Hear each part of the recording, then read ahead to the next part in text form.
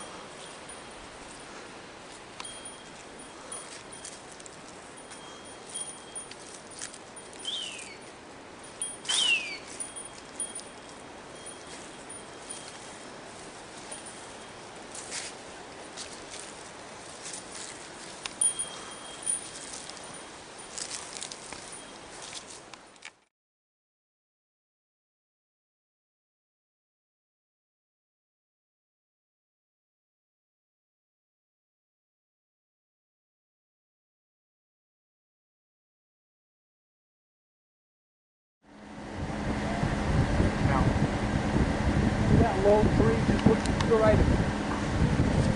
Oh, yeah, yeah.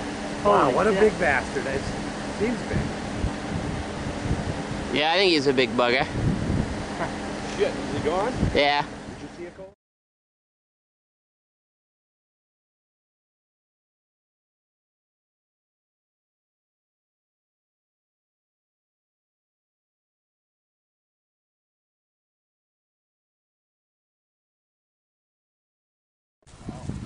Roger, how many guys were on board? I think there were 8 on that.